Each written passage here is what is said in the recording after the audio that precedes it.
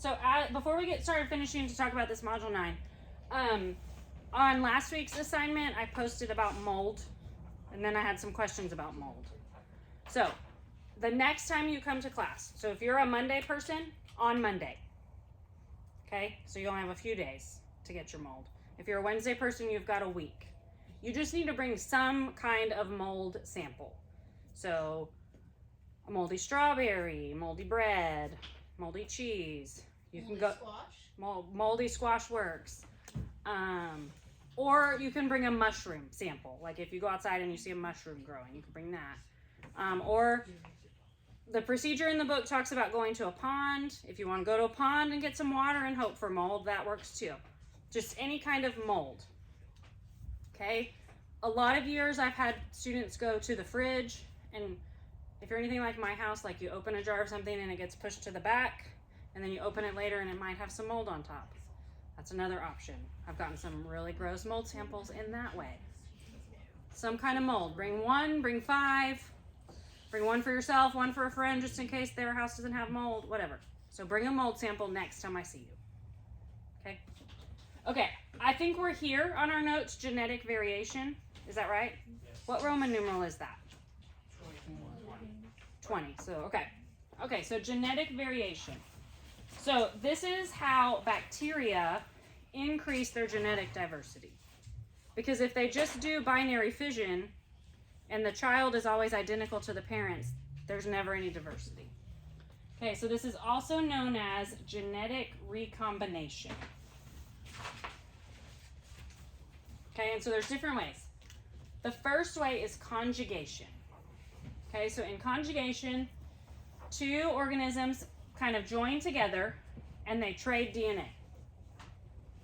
And then they separate and they go about their business.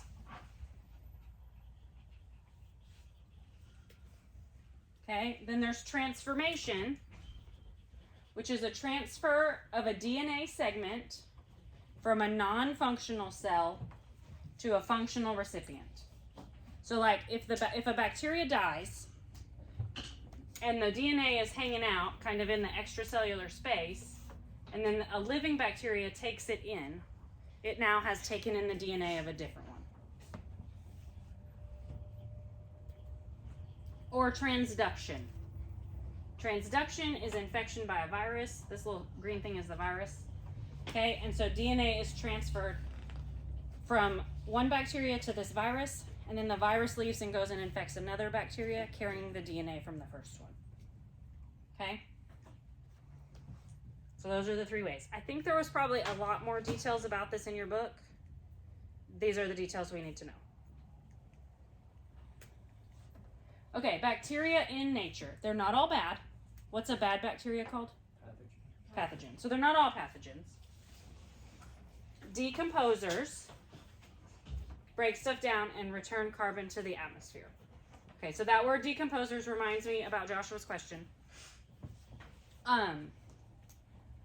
So to be specifically a decomposer, they digest the nutrients without like eating them by mouth. So like a hawk or a vulture or something that like eats roadkill, they're ingesting it, like they're eating it with their mouth and digesting it in their body for their own use. Whereas a decomposer kind of sits on top of the dead stuff and digests it that way. And they're not digesting it for their own use. They're just breaking stuff down that gets immediately recycled. Does that help at all? Somewhat. Okay, so decomposers, their job is to return carbon to the atmosphere. Cyanobacteria restore oxygen. What color were cyanobacteria? Blue, they're blue. Remember, and they do photosynthesis. Okay, we also use some bacteria to do microbial remediation. And so certain bacteria are really good at removing pollutants from the atmosphere, and so we might introduce them on purpose. Okay, we've got some good bacteria that live in our intestines. They help us fight infection, and they also make vitamins for us. Okay, and remember, we get the good bacteria sometimes from yogurt. Okay, and then all of these things on this picture, cheese, yogurt, buttermilk, and sour cream, are all made via fermentation with bacteria. So, and then these other things, sauerkraut, kombucha, pickled vegetables, all of that is made with bacteria. But now we're going to talk about pathogens, bacteria and disease, pathogenic bacteria. So some pathogenic bacteria damage the tissue directly. Okay, so tuberculosis is caused by a bacteria that causes direct damage to the lungs. Or they might make toxins that then are damaging. Okay, so there's two types of toxins made by bacteria. There's an exotoxin. Okay, so these are poisonous proteins made during growth and metabolism that are then secreted by the bacteria. Okay, so the example is the botulinum bacteria. They make a toxin and they secrete it. Okay, some of them make an endotoxin. So endotoxins are poisonous lipids within the cell wall. Okay, and so then it's not until that bacteria dies that the toxin is released and is harmful. Okay, and so the examples here would be salmonella. Where do you get salmonella from? Eggs. Eating raw food. Raw chicken. Or E. coli. Okay, and E. coli kind of just lives everywhere. Okay, so how do we defend against disease? Well, we've got our immune system. Okay? We've also got mucus linings inside our nose, our mouth, and our digestive tract. Okay, and so the job of those linings is to keep bacteria out. Okay, we want to minimize our contact with pathogens. We want to wash our hands lots. Adequate sleep and nutrition. Okay, it's the heater. Okay, there's no ghost. Okay, we want to expose our food to heat or radiation to kill bacteria. So that's why we don't eat raw chicken. Okay, we might dehydrate our food. Why does dehydrating our food help us? Because remember, bacteria likes moisture. So if we get rid of the moisture, they can't grow. Okay, or we might freeze it. Because what do bacteria like? Warm, moist air. So if we freeze it, they can't grow there. Okay? We might also use antibiotics to fight disease. Okay. So antibiotics are chemicals that slow or prevent the growth of bacteria. And they work either by damaging or stopping the formation of their cell wall. Okay, remember, most bacteria only target, or most antibiotics only target a certain type of bacteria, right? Okay, the reason antibiotics don't hurt us is because we don't have cell walls. Okay, so the antibiotics aren't going to attack human cells because human cells don't have a cell wall to attack.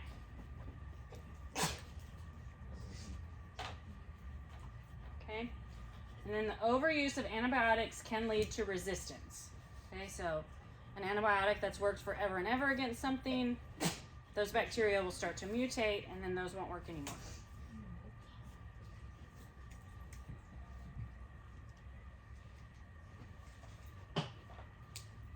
Okay, now we're going to talk about viruses for a little minute. Okay, so viruses are teeny, teeny, tiny. Okay, we actually didn't discover viruses until the late 1800s. Okay, so virology is the study of viruses. So if viruses are really interesting to you when you grow up, you can be a virologist. Okay, so what is a virus? A virus is a non-cellular infectious agent with two characteristics. Okay? It has to have some genetic material, so either RNA or DNA, inside of a coat.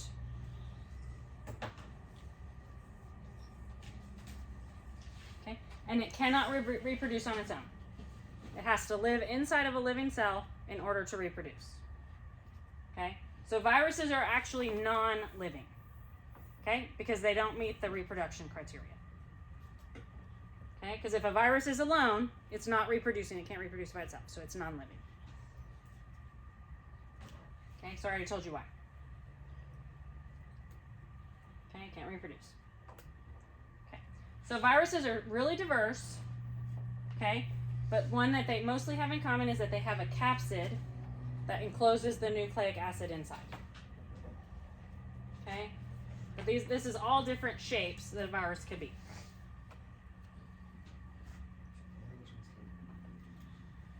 Okay, so how do we get infected with viruses? There's two ways. Okay, they might undergo a lytic cycle. Okay, so in that case, the virus comes into the cell and it hijacks the DNA replication. Okay, so instead of the cell replicating its own DNA, it starts replicating the viral DNA over and over and over again. Okay, and then it fills up with so much viral DNA that the cell will burst. Okay, and so then there's more copies of the virus that have been released that can go to all the neighboring cells and do the same thing. Okay, the other way is a lysogenic cycle.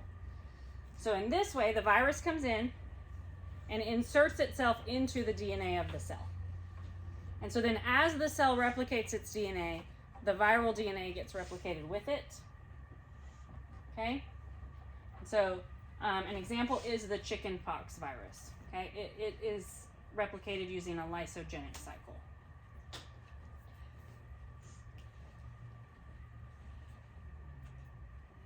How do we defend against viruses? Do you think antibiotics work against viruses?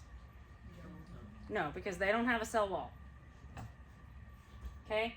So viruses can cause many afflictions in animals, plants, and even bacteria. Okay? Things like warts, the chickenpox, the common cold, influenza, measles, mumps, HIV, and some cancers are all caused by viruses. Okay, antibiotics don't work because there's no cell wall. So, if we can't do antibiotics, our best defense against viruses is prevention.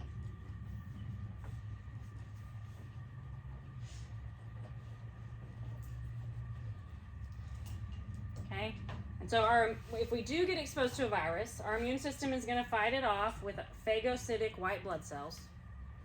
Okay, so those are white blood cells that will kind of eat the foreign material.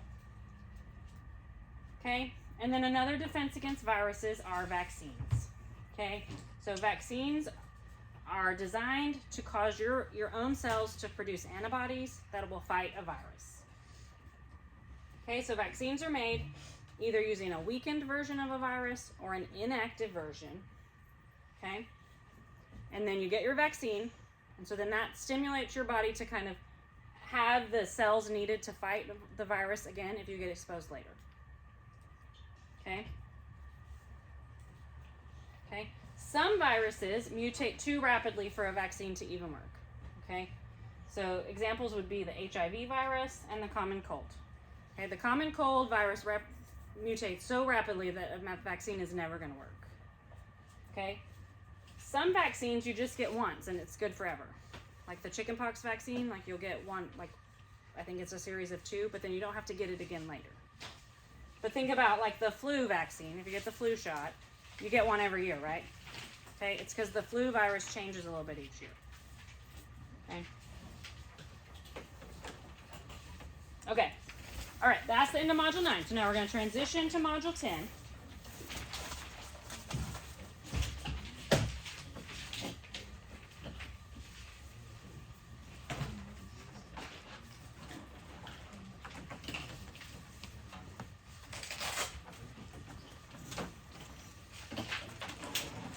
Okay, so then Module 10 is about protists and fungi or fungus or fungi, however you want to say this word.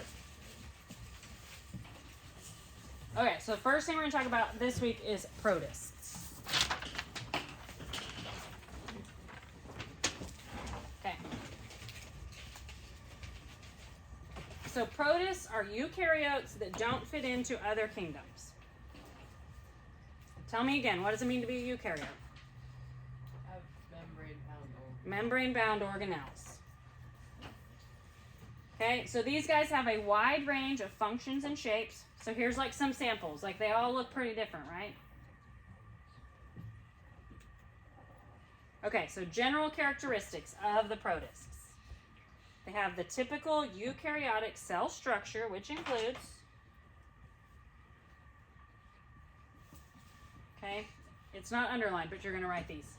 Cell membrane, nucleus, and organelles.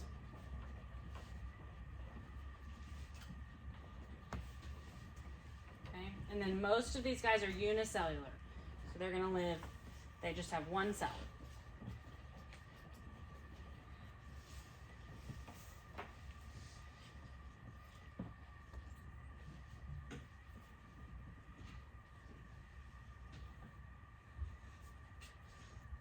Okay, so how do we classify them? We're going to classify them by how they obtain nutrition.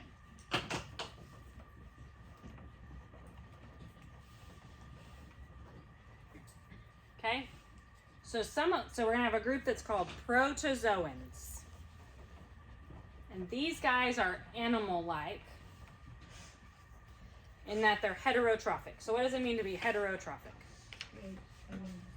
Depend on the... Yeah, they consume something else to get energy. Okay? Some of them are going to be fungus-like. So these guys are going to be the heterotrophic decomposers.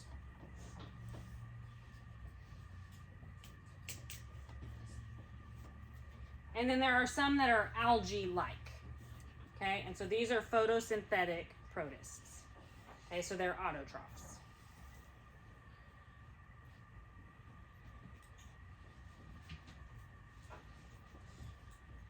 Okay, so we're going to start with the protozoans. So these guys are animal-like guys. They're heterotrophs.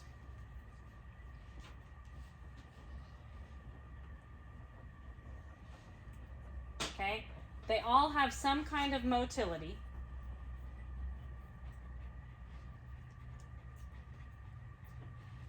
And then we're going to further classify them by their means of locomotion. Okay, so like,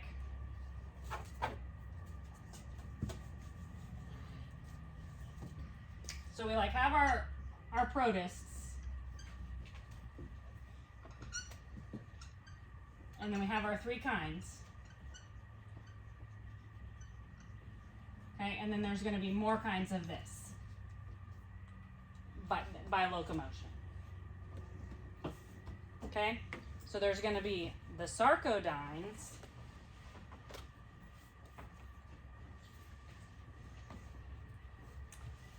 the zooflagellates, or zooflagellates,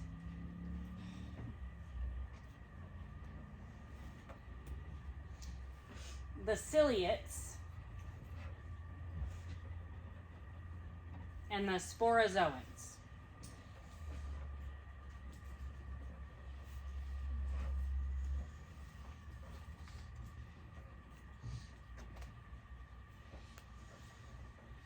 Okay, and so we're going to talk about each kind.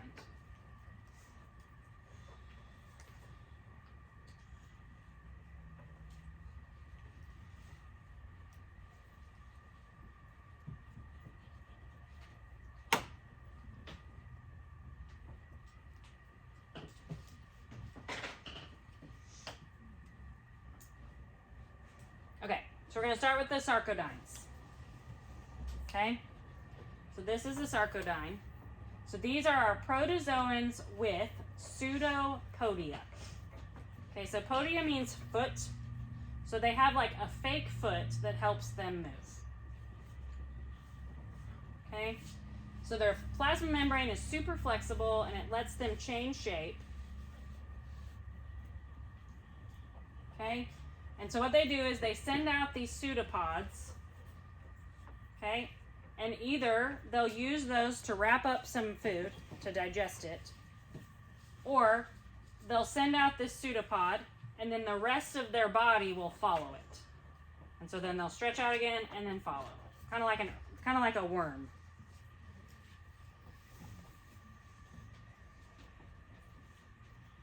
Okay, these guys live in watery environments.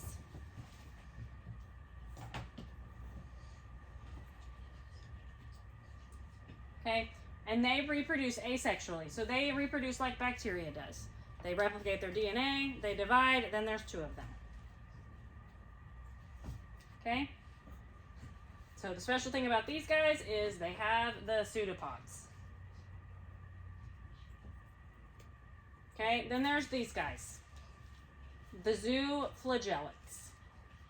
Okay, so these are going to be our protozoans with flagella. So to be in this category, you got to have at least 1 flagella. Okay, you might have more than 1. Look, this guy has more than 1. These guys tend to live in streams and lakes.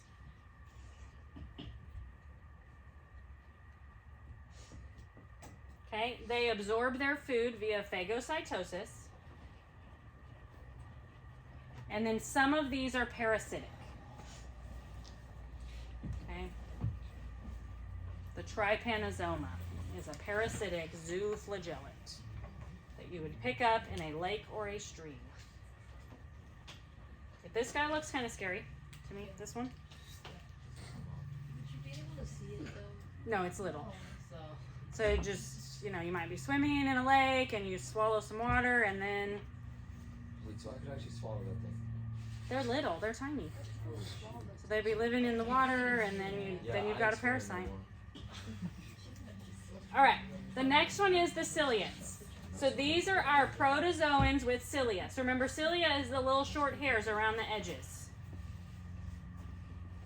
Okay, so here's the diagram, but then on this guy, you can see it. You can see the little cilia. So these guys use their cilia to move.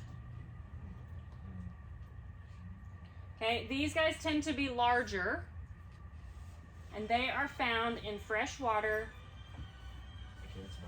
typically stagnant lakes and ponds.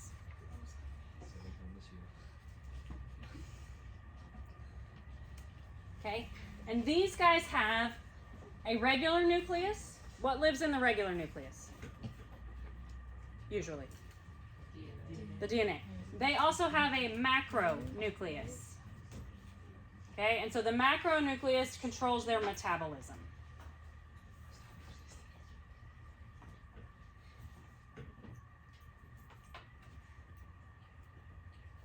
Okay, and then they have a micronucleus.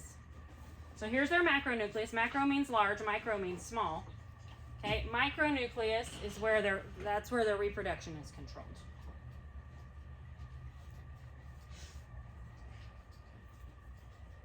Okay, so these guys have an oral opening and then an anal opening. Okay, so their food would come in here. Okay, gets digested. Waste goes out here. Okay, so an oral pore, the food comes in. Anal pore, the waste goes out.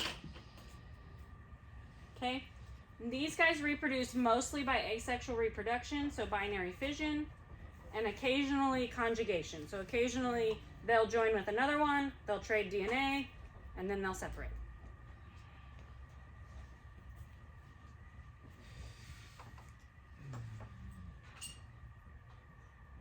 All right. And then these are our last protozoans. These are the sporozoans. And so these guys are non-motile, so they don't move.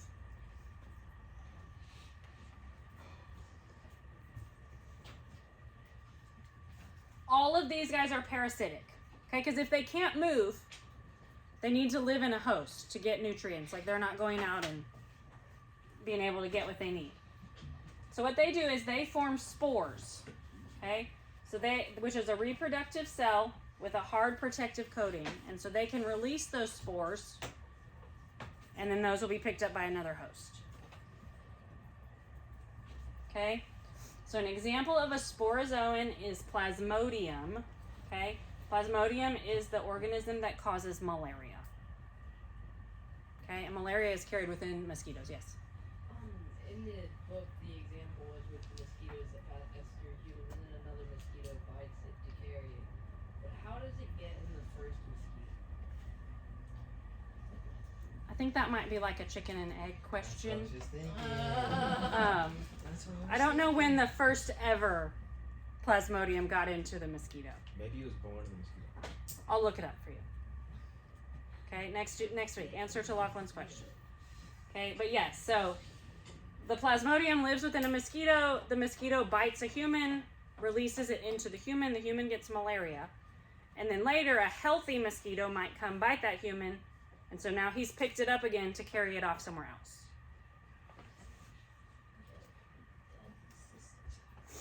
Okay, so now we have our fungus-like protists. Okay, and so that's this category. Now we're here on this. Okay, so these guys are heterotrophs that absorb materials from dead materials. Yes? I had a question about this for Uh-huh. protozoans. Yep. So if the protozoans have to have motility, why is sporozoans included in that category? I don't think all the protozoans have to have motility. It should have some mobility.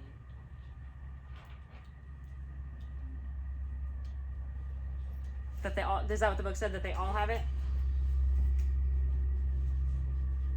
It's in the notes. Let's consult.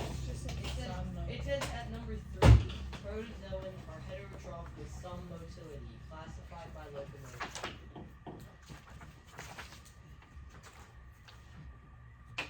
Let's look. They're eukaryotes that do not fit into another category. They are grouped by how they obtain their nutrition. In general, protozoans have a mechanism that allows them to move around. And so this sporozoans would be the exception. Okay? But they're still in this protist category because they're a eukaryote that doesn't fit somewhere else. And then they're in this protozoan category because they're a heterotroph that's not a decomposer. So 3 of them have a motility, and then that last guy has no motility, which is why it gets its own group. So they're the exception. There's the in general, and then these guys that are the exception. Okay, fungus-like. These are fungus-like guys. Okay, so these guys like to live in damp, nutrient-rich environments. That sounds gross. Okay, these guys have centrioles within their cells. It's one of the organelles that they have. And there's 2 types of this guy. Okay, so there were 4 types of those guys, and now there's going to be 2 types of this guy. There's the slime molds and the water molds.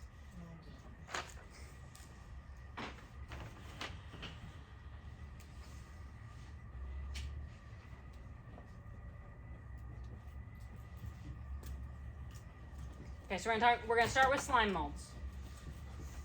These guys are found with moist, decaying matter, such as you might find these guys in your compost pile. You don't have one? No, you don't. Okay? Okay, and there's 2 groups based on how many nuclei they have. So there are cellular slime molds,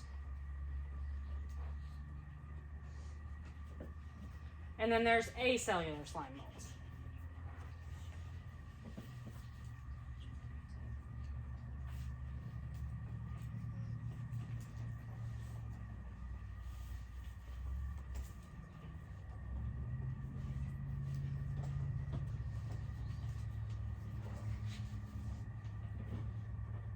Okay, so we're going to start with the cellular slime molds.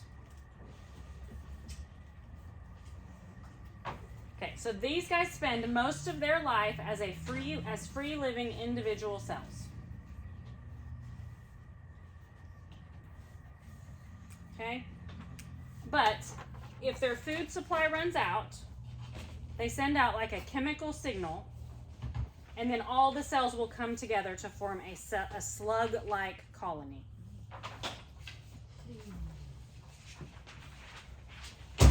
Okay?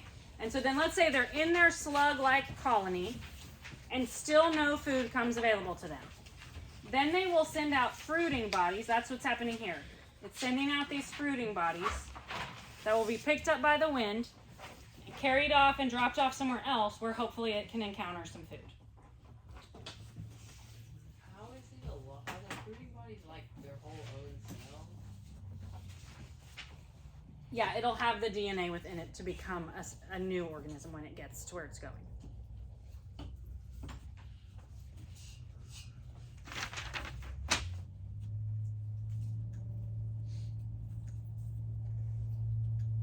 Okay, and so a fruiting body is a specialized structure that makes spores, and then those spores hold on to the genetic material until conditions become favorable. So the fruiting bodies, is that each cell has one, or is like the whole clump makes several together? Each cell will make one, or several. So the clump will send out more than one, and it'll spread, and hopefully, their hope is that it will land somewhere in the neighbor's compost pile where it can make a new life for itself. But what if it doesn't? Then it's dead. Then it's dead. Fruiting body cannot make it. Okay, so then there's the acellular slime molds. Okay, and so this one kind of has two stages. So in the eating stage, there's lots of individual cells. Okay, but when they clump together, aggregate means to clump. When they clump together, there are no cell membranes between the cells. Okay? And so it becomes a large multinucleated thing that then is known as a plasmodium. Not to be confused with the plasmodium that causes malaria.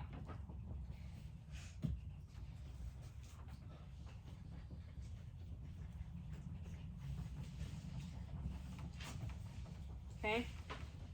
This particular organism can send out pseudopods to search, to move, and to search for food. Okay, so what is a pseudopod? It's like a foot thing. It's like an extension that kind of scooches out and it looks for food, and then the rest of the body might follow, or it might engulf the food.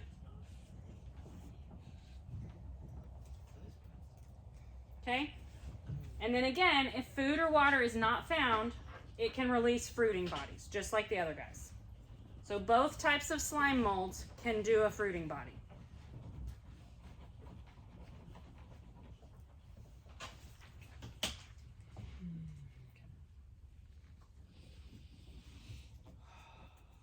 Okay, did y'all read about the water molds?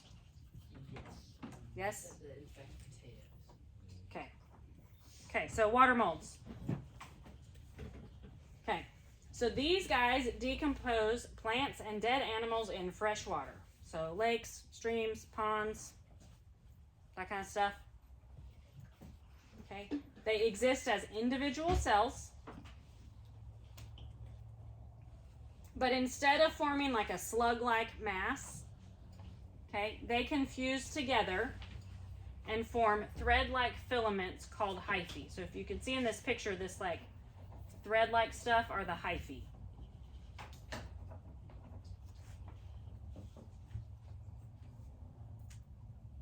Okay, they become multinucleated like the plasmodium, so like the acellular slime molds.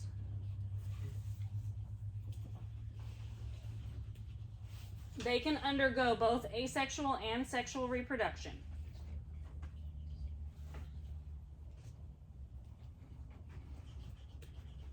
Okay, and so an example of this is mildew, okay, which is a water mold that lives on land. It's typically found on plants. It's a parasite to plants.